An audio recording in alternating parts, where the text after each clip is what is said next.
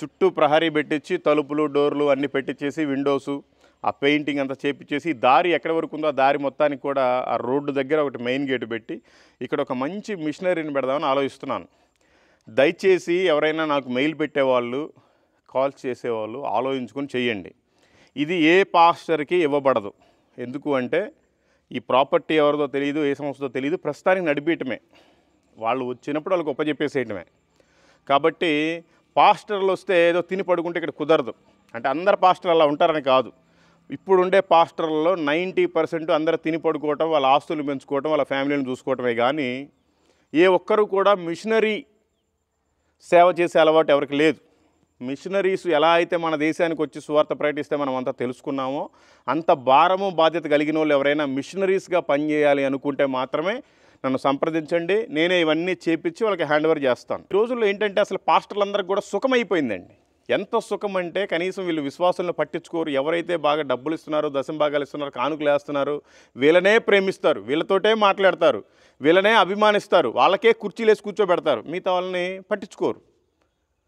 వీళ్ళకి మన 12 మంది అపోస్తులైన శిష్యులు ఎలా పనిచేశారో అలా పనిచేసే అనుభవం ఈ రోజుల్లో పాస్టర్లకు చాలా తక్కువ. ఎక్కువ మంది నామకార్థంగానే ఉన్నారు. తిమోతికి రాసిన పత్రికలో ఏమనుందంటే 2వ తిమోతికి రాసిన పత్రిక 2వ అధ్యాయంలో క్రీస్తు యేసు యొక్క మంచి సైనికుని వలె నాతో కూడా శ్రమను అనుభవించుమని ఉంది. ఈ రోజున ఏ పాస్టర్ గారు శ్రమను అనుభవిస్తున్నారండి? చర్చి దాటి బయటకు వచ్చి సువార్తను ప్రకటిస్తారా? కనీసం వారానికి ఒక్కరోజైనా ప్రకటిస్తారా? ప్రకటించట్లా. ఎందుకంటే వాళ్ళకి అసలు తెలియదు ఎలా ప్రకటించాలో, మర్చిపోయారు. సాతానుగాడు వచ్చేసి వాళ్ళలో ఉన్న వాక్యాన్ని తీసుకుని వెళ్ళిపోయింది.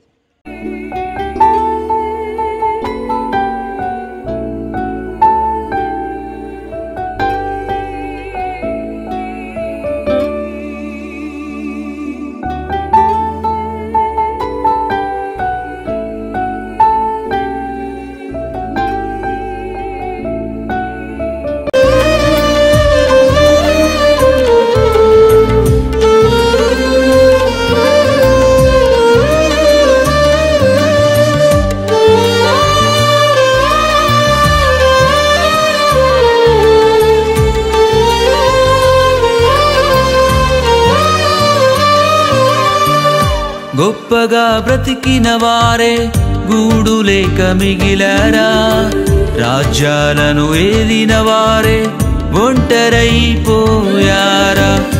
గొప్పగా బ్రతికిన వారే గూడు లేక మిగిలారా, రాజ్యాలను ఏలిన వారే ఒంటరైపోయారా. పరుగులు పెట్టకు స్థిరము కాని వాటికై, పరుగులు పెట్టకు స్థిరము కాని వాటికై, పరితపించు యేసుకై పొందుకొనుము శాంతిని. పరితపించు యేసుకై పొందుకొనుము శాంతిని. కరిగిపోయే కాలములో తరిగిపోయే సంపదలు ఇవ్వలేవు ఆనందాన్ని శాశ్వత కాలం. కరిగిపోయే కాలములో తరిగిపోయే సంపదలు ఇవ్వలేవు ఆనందాన్ని శాశ్వత కాలం.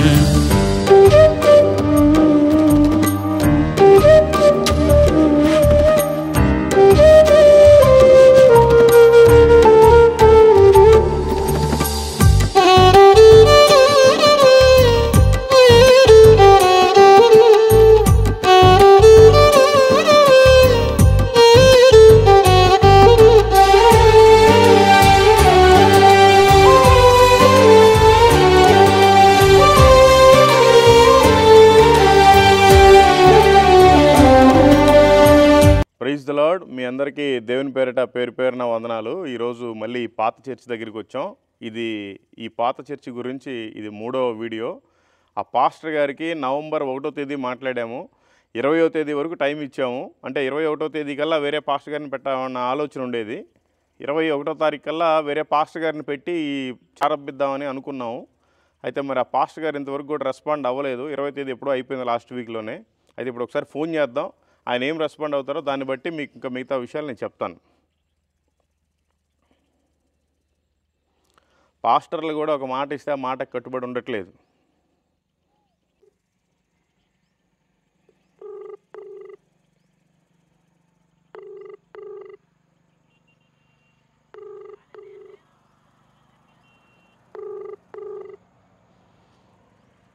పాస్టర్ గారి ఫోన్ అయితే రింగ్ అవుతుంది. లిఫ్ట్ చేస్తారో లిఫ్ట్ చేయరో తెలీదు.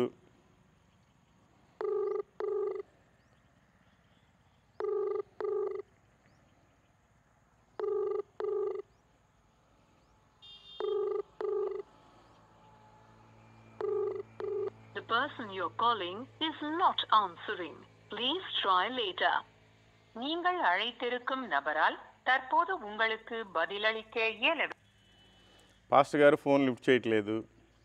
ఆయనకి ఎందుకంటే ఆయన దగ్గర సమాధానం లేదు ఏం చెప్పాలో. గత సంవత్సరంన్నర నుంచి ఇది 3వ వీడియో పెట్టడం.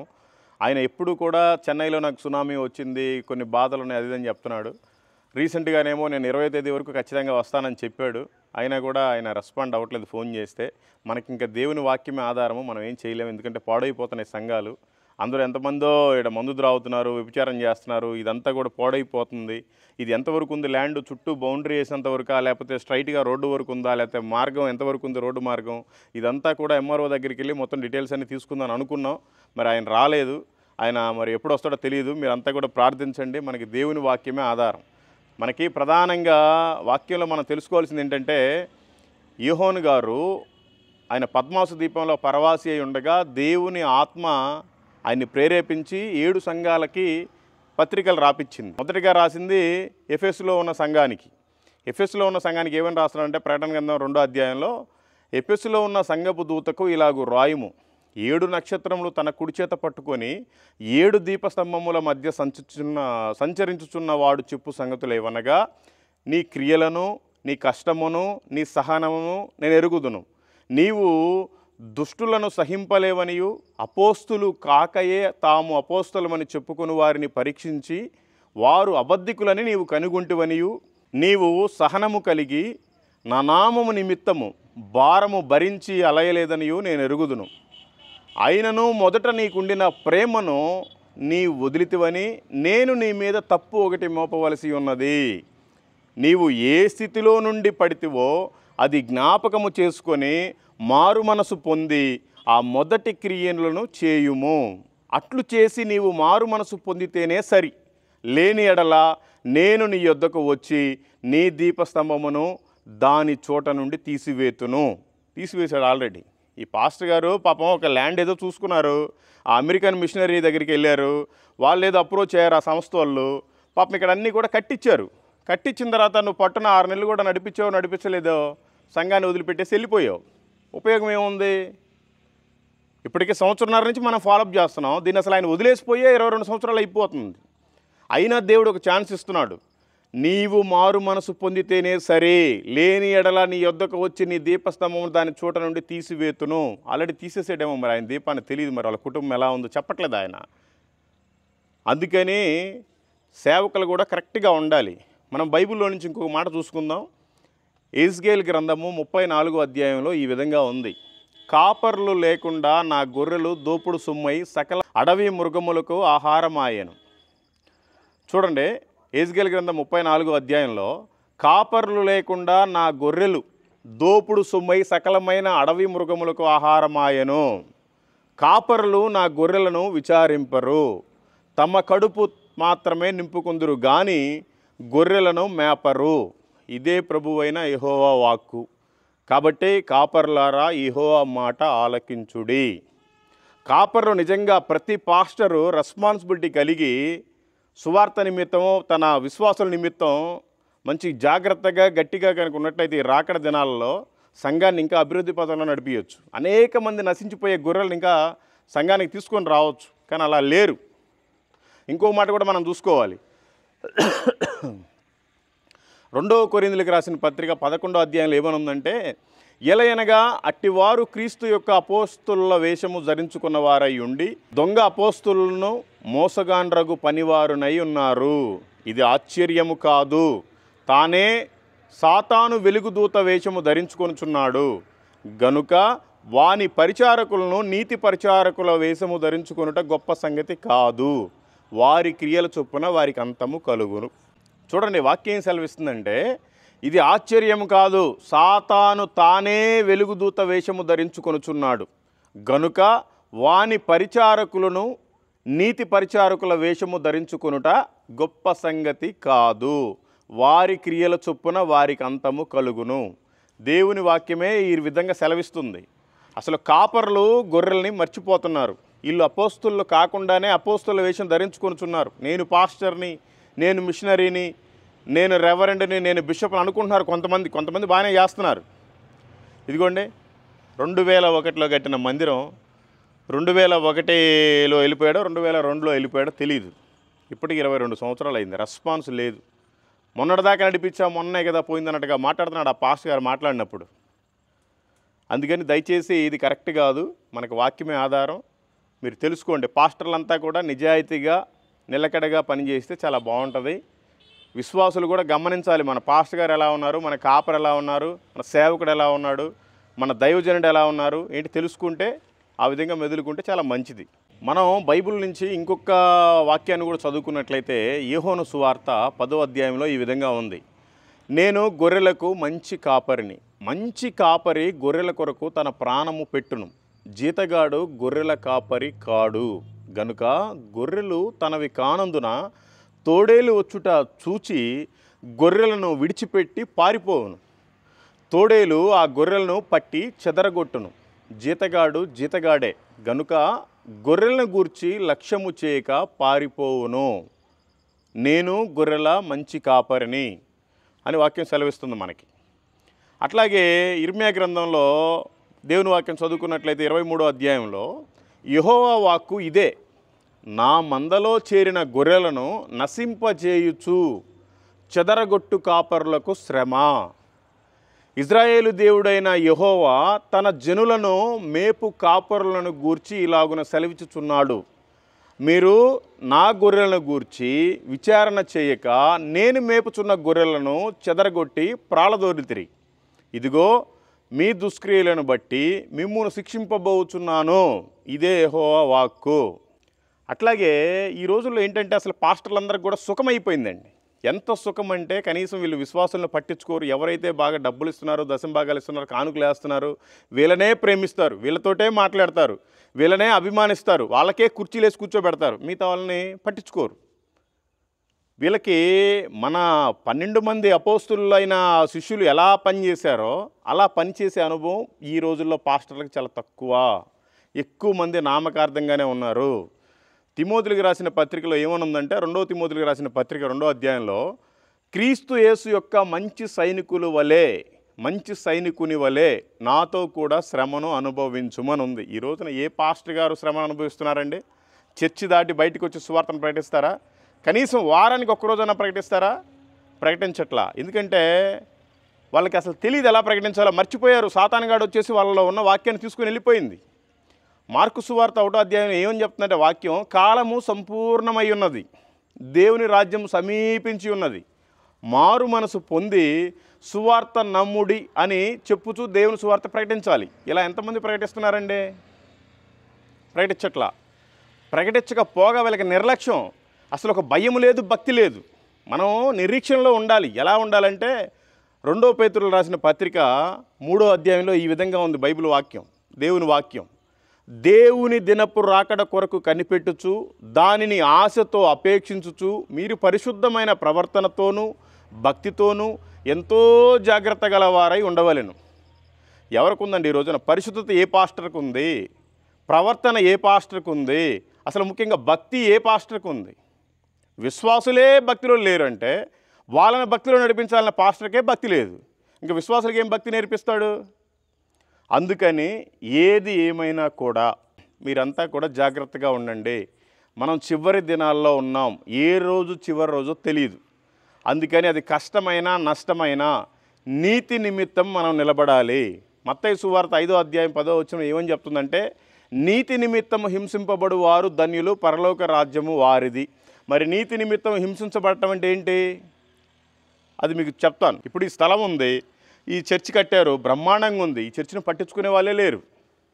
ఆయనకి ఫోన్ చేస్తే ఆయన సరిగ్గా రెస్పాండ్ అవ్వడు, ఏదేదో కబుర్లు చెప్తాడు, చేసినప్పుడల్లా సొల్లు చెప్తాడు ఒక రకంగా చెప్పాలి అంటే. ఇదంతా బాగు చేపిస్తామంటే లేదు లేదు నేను వస్తున్నాను అంటాడు. ఆయన వచ్చేది లేదు, పెట్టేది లేదు.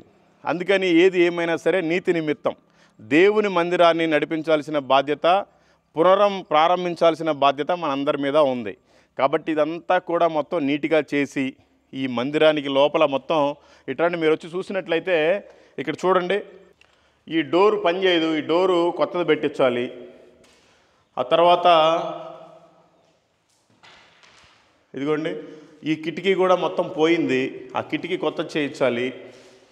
ఇదిగోండి ఈ కిటికీ కూడా పోయింది, ఇది కూడా కొత్త చేయించాలి. మొత్తం పుచ్చిపట్టిపోయింది. నేనేదో కొంచెం రిపేర్లు అది ఇదంటే సరిపోద్ది అనుకున్నాం, కానీ మొత్తం పుచ్చిపట్టిపోయింది. ఇదిగోండి ఇది కూడా అట్లాగే పోయింది పూర్తిగా. ఇటు 3 విండోసు, ఇటు 2 విండోస్. ఇదైతే మొత్తం చెదులు బట్టి తినేసిపోయింది కూడా ఆ చెక్కనే. అదొక విండో, ఇదిగోండి ఇదొక విండో. ఆ తర్వాత ఇదొక డోరు. దీన్ని మొత్తాన్ని కూడా ఏం చేద్దాం అనుకుంటున్నానంటే లోపల కూడా మీరు చూసినట్లయితే మొత్తం చెమ్మ వచ్చేసింది లోపలికి. ఈ చెమ్మ పైనుంచి వచ్చేసింది.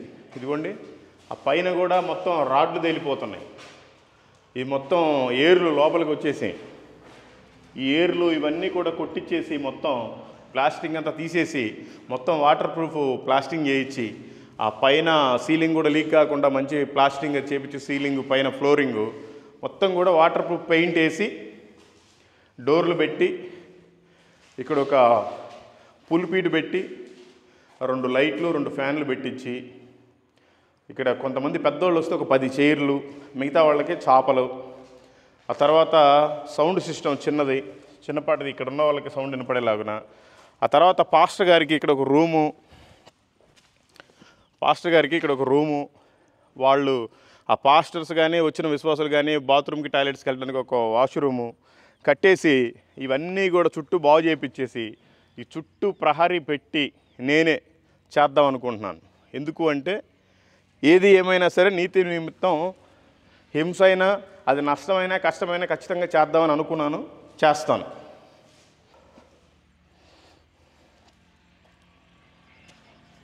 సరే మొత్తానికి ఎవరికి ప్రేరేపణ వచ్చి దీనికి సహాయం చేసినా చేయకపోయినా అప్పు అయినా సరే తీసుకొచ్చి 10 లక్షలైనా సరే, 10 లక్షల ఎస్టిమేషన్ అవుతుంది దీన్ని మొత్తానికి చూసాం.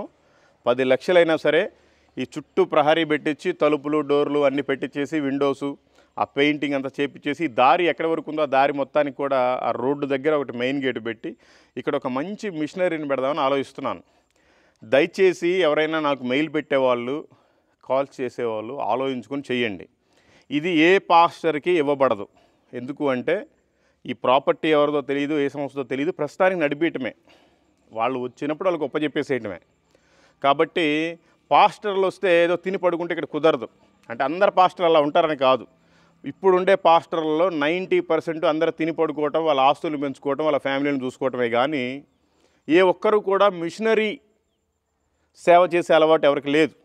మిషనరీస్ ఎలా అయితే మన దేశానికి వచ్చి సువార్త ప్రకటిస్తే మనం అంతా తెలుసుకున్నామో అంత భారము బాధ్యత కలిగిన వాళ్ళు ఎవరైనా మిషనరీస్గా పనిచేయాలి అనుకుంటే మాత్రమే నన్ను సంప్రదించండి. నేనే ఇవన్నీ చేపించి వాళ్ళకి హ్యాండ్ ఓవర్ చేస్తాను. మంచిగా సువార్త ఈ చుట్టుపక్కల మళ్ళీ ఒకసారి చెప్తున్నాను, ఇటు 2 కిలోమీటర్ల వరకు, ఇటు 3 కిలోమీటర్ల వరకు ఊర్లు లేవు. ఇది రోడ్డుకి సెకండ్ బిట్టు, ఒక 1/2 ఎకరా ల్యాండ్ ఉంటుంది అక్కడ, దానికి ఆనుకొని ఉంటుంది ఇది. ఇక్కడ కరెంటు కూడా నేనే వేపిస్తాను. ట్రాన్స్ఫార్మర్ పెట్టించాలి, ఆ కరెంట్ ఆఫీస్కి వెళ్ళి మాట్లాడి చేపించాలి. అయితే ఎవరైతే ఇక్కడ అడవిలో అయినా ఉండగలనో, ప్రభు నా కోసం వచ్చి ప్రాణం పెట్టాడు, నేను ఖచ్చితంగా అక్కడ నిలబడి సేవ చేయగలను, వాళ్ళు ఎప్పుడో పాస్టర్స్ వస్తే నేను వెళ్ళిపోగలను అనుకున్న మైండ్ సెట్ ఉండేవాళ్ళు మాత్రమే నన్ను కాంటాక్ట్ చేయండి. అతి తొందరలో వీలైతే ఈ వారమో లేదా వచ్చే వారమో దీనంతా కూడా శుభ్రం చేసి నేను మీకు హ్యాండ్ ఓవర్ చేస్తాను. మంచిగా సువార్త పరిచర్య చేయాలి, అనేక ఆత్మల భారం కలిగి ఆత్మల్ని పెంచాలి, సంఘాన్ని విస్తరింపజేయాలి. అలాంటి భారం కలిగిన వాళ్ళు చిత్తూరు జిల్లా మొదలుకొని ఇటు శ్రీకాకుళం జిల్లా బార్డర్ ఇచ్చాపురం వరకు, లేదంటే ఇటు ఆంధ్రప్రదేశ్ తెలంగాణలో 2 రాష్ట్రాల్లో ఉండేవాళ్ళు ఏ జిల్లా వాళ్ళైనా సరే సంప్రదించండి. ఇక్కడ తెలుగు వాళ్ళు తప్ప వేరే వాళ్ళు పనికిరారు. అది కూడా ఏ పరిస్థితులు ఎదురైనా కూడా తట్టుకొని నిలబడగలిగిన వాళ్ళే నాకు కాంటాక్ట్ చేయండి. అది ఆ విధంగా అయితే ఎవరైనా మీరు ఫోన్ చేయండి, నేను మీకు హ్యాండ్ ఓవర్ చేస్తాను. సరే మొత్తానికైతే ఇది మ్యాటరు. పాస్టర్ అయితే ఇంతవరకు రెస్పాండ్ అవ్వట్లేదు. ఒకవేళ రెస్పాండ్ అయినా కూడా నేను వస్తాను స్టార్ట్ చేస్తానని చెప్పుకుంటాడు, కానీ ఆయన రాడు, స్టార్ట్ చేయడు. ఎందుకంటే 22 సంవత్సరాలుగా పాడుబడిపోయింది. ఇది దేవుడి మందిరం, యేసుక్రీస్తు అందరికీ ప్రభు, ఆ పాస్టర్ గారికి ఒక్కడికే ప్రభు కాదు, మనందరికీ కూడా ప్రభు. ఈ మందిరము సమస్త అన్యజనులకు ప్రార్థనా మందిరం, ఓన్లీ క్రైస్తవుల కోసమే ఈ మందిరం కాదు. అందుకని అనేక మంది అన్యజనులకు సువార్త చెప్పే భారం కలిగిన మిషనరీ పరిచర్య చేయడానికి ఎవరికైనా ఇంట్రెస్ట్ ఉంటే 2 తెలుగు రాష్ట్రాల్లో ఏ ఒక్కరైనా సరే నాకు మెయిల్ పెట్టండి, నేను మీకు కాంటాక్ట్ అవుతాను. ఎవ్వరికి ప్రేరేపణ రాకపోతే అప్పు చేసైనా సరే ఈ చుట్టూ ఈ పనులన్నీ నేనే చేసి దగ్గరుండి మీకు హ్యాండ్ ఓవర్ చేస్తాను. సేవ చేసిన రోజులు మంచిగా చేయండి. ఒకవేళ దేవుడు ప్రేరేపించి మళ్ళీ కనుక ఆ పాస్టర్ వస్తే ఆయనకి ఇచ్చేసి వెళ్ళిపోవాలి ఏ క్షణానైనా. ఎందుకంటే ఈ ప్రాపర్టీ ఎవరిదో మనకు తెలియదు, ఇది ఎవరు కట్టించారన్నదే తెలుసు, కానీ ఈ స్థలం ఎవరిది ఎంత ఉంది అంటే తెలియదు. అందుకని మనకి ఈ భూమి మీద ఏమి ఆస్తులు ఏమి ఆశలు లేవు కనుక ఉన్నన్ని రోజులు పరిచర్య చేయాలి. ఈ చుట్టుపక్కల ప్రాంతాల్లో చాలా పల్లెటూర్లు ఉన్నాయి, తిరగగలిగితే తిరగనన్ని ఆత్మను సంపాదించవచ్చు. అలాంటి భారం కలిగిన వాళ్ళు నైటు నక్కలు వస్తాయా, కుక్కలు వస్తాయా, ఏమన్నా రానివ్వండి, పందులు రానివ్వండి, పులులు రానివ్వండి, అవసరం చిరుతలు ఏమన్నా రానివ్వండి, ప్రాణాలకి తెగించి హతసాక్షి అయిపోవడానికైనా సరే సిద్ధంగా ఉండాలి. అలాంటి భారం కలిగిన వాళ్ళు రండి, ఈ మందిరాన్ని నేను మీకు హ్యాండ్ ఓవర్ చేస్తాను. నీతి నిమిత్తము హింసింపబడ్డా పర్వాలేదు, కానీ పరలోక రాజ్యం మనకు వస్తుంది. ఎంత కాడికైనా సిద్ధమే. ఇది మొత్తం చేపించడానికి 10 లక్షలు అప్పు చేసైనా సరే ఇది మొత్తం కూడా నేను వచ్చే సేవకుడికి హ్యాండ్ ఓవర్ చేస్తాను. భారం కలిగి సువార్త పరిచర్య చేసేవాళ్ళు మాత్రమే రండి. ఏదో 4 రోజులు చుట్టం మార్గంగా అత్తగారింటికి వచ్చినట్టు వచ్చి వెళ్ళిపోయే వాళ్ళు మాత్రం ఎవరో ఫోన్ చేయకండి, ఎవరికి అట్లాంటి వాళ్ళకి ఇవ్వబడదు. ఓకే, ఇదంతా కూడా బాగు చేసి ఇస్తాను. Thank you. Praise the lord.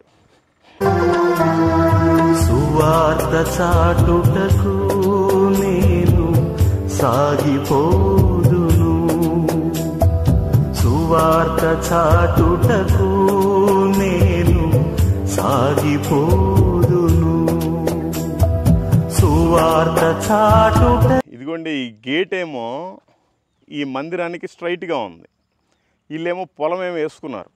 ఇక్కడ దారి లేకపోతే వీళ్ళు ఈ గేటు పెట్టరు కదా, మరి ఇట్లా ఎంతవరకు వచ్చిందో తెలియదు. అందుకని ఎంఆర్ఓ ఆఫీస్కి వెళ్ళి మొత్తం వెరిఫికేషన్ చేయాలి, విఆర్ఓని పట్టుకొని చూడాలి అదంతా.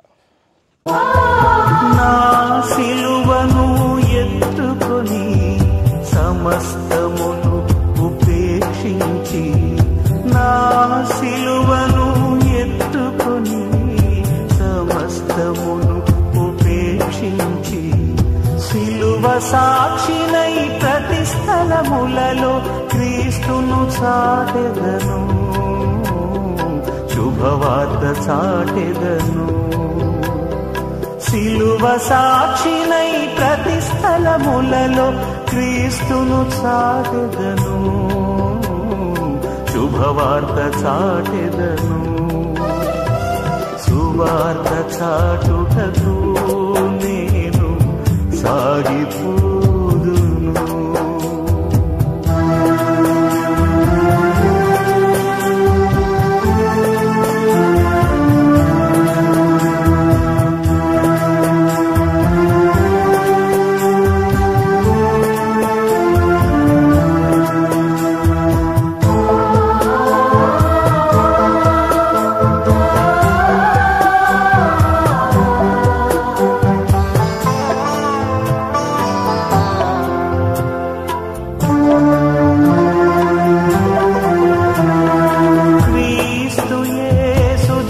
పనివాడను కురియొద్దకుని సాగెదను, క్రీస్తు యేసు జత పనివాడను కురియొద్దకుని సాగెదను. ఉన్నత పిలుపుకు కలుగు ప్రతిఫలం పరమున పొందెదను, నిరీక్షణతో నుండును. ఉన్నత పిలుపుకు కలుగు ప్రతిఫలం పరమున పొందెదను, నిరీక్షణతో నుండును. సువార్త చాటుటకు నేను సాగిపోదును, సువార్త చాటుటకు నేను సాగిపోదును. సువార్త చాటుటయే నాకున్న భారము, సువార్త చాటుటయే నాకున్న భారము. సువార్త చాటుటకు నేను సాగిపోదును. సువార్త చాటుటకు నేను సాగిపోదును.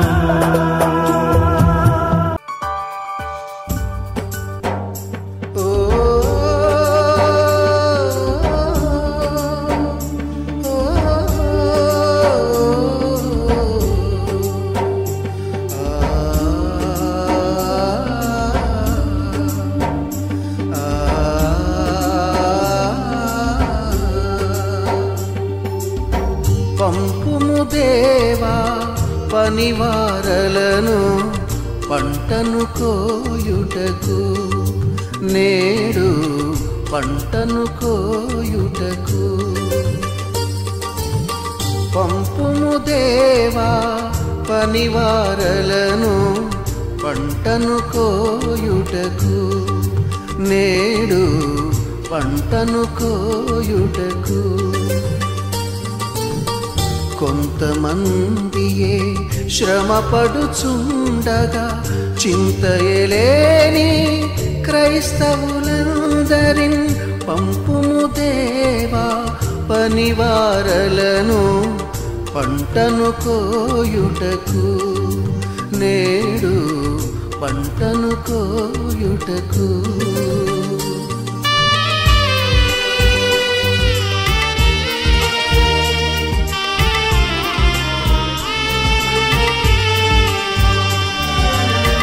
నాగలి మీద చేయిని వేసి వెనుకకు చూడక సాగడి వారిని, భారము కలిగి సువార్త గింజలు దున్నిన ఎదలో చల్లెడి వారిని, దున్నిన ఎదలో చల్లెడి వారిని పంపుము దేవా పనివారలను పంటను కోయుటకు, నేడు పంటను కోయుటకు.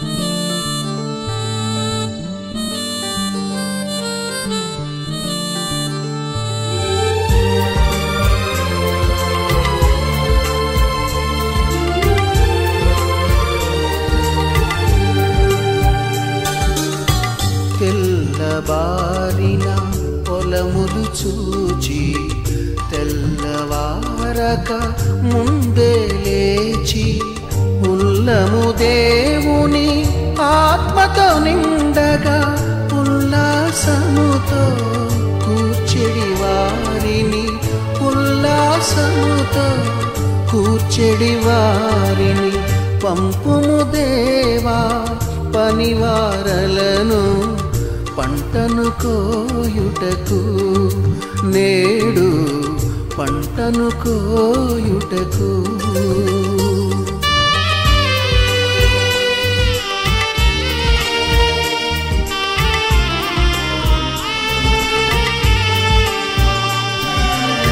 పరమండలము సంతసముందగా ధరణిలో ఆత్మల సంపద పండగ, చిరజీవమును ఒసగెడు యేసుని రక్షణ వార్తను చాటెడు వారిని, రక్షణ వార్తను చాటెడు వారిని పంపుము దేవా పనివారలను పంటను కోయుటకు, నేడు పంటను కోయుటకు.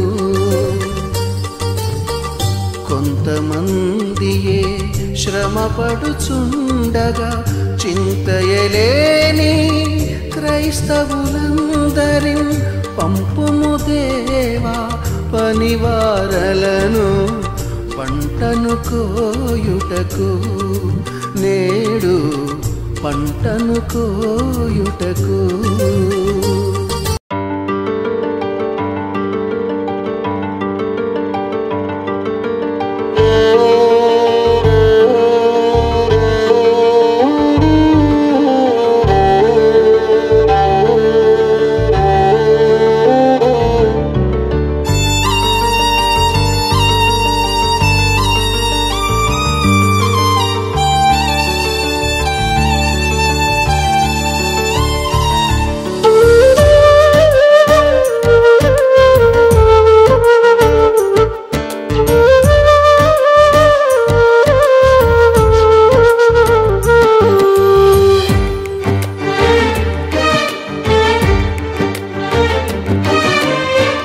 కరిగిపోయే కాలములో తరిగిపోయే సంపదలు ఇవ్వలేవు ఆనందాన్ని శాశ్వత కాలం.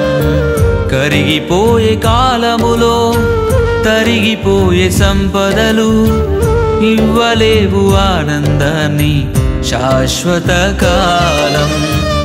శాశ్వతమైనది యేసయ్య ప్రేమ, అంతము కానిది ఆ దివ్య ప్రేమ.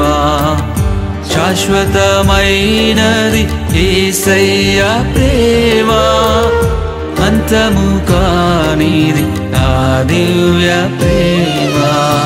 కరిగిపోయే కాలములో తరిగిపోయే సంపదలు ఇవ్వలేవు ఆనందాన్ని శాశ్వత కాలం. కరిగిపోయే కాలములో తరిగిపోయే సంపదలు ఇవ్వలేవు ఆనందాన్ని శాశ్వత కాలం.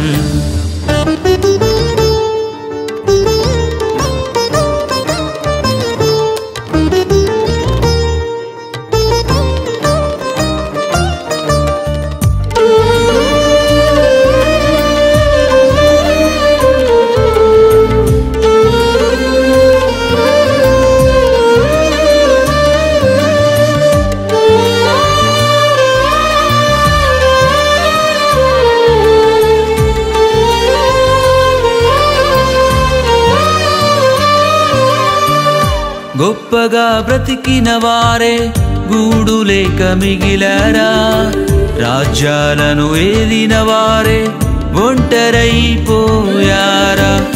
గొప్పగా బ్రతికిన వారే గూడు లేక మిగిలారా, రాజ్యాలను ఏలిన వారే ఒంటరైపోయారా. పరుగులు పెట్టకు స్థిరము కాని వాటికై, పరుగులు పెట్టకు స్థిరము కాని వాటికై, పరితపించు యేసుకై పొందుకొనుము శాంతిని. పరితపించు యేసుకై పొందుకొనుము శాంతిని. కరిగిపోయే కాలములో తరిగిపోయే సంపదలు ఇవ్వలేవు ఆనందాన్ని శాశ్వత కాలం. కరిగిపోయే కాలములో తరిగిపోయే సంపదలు ఇవ్వలేవు ఆనందాన్ని శాశ్వత కాలం.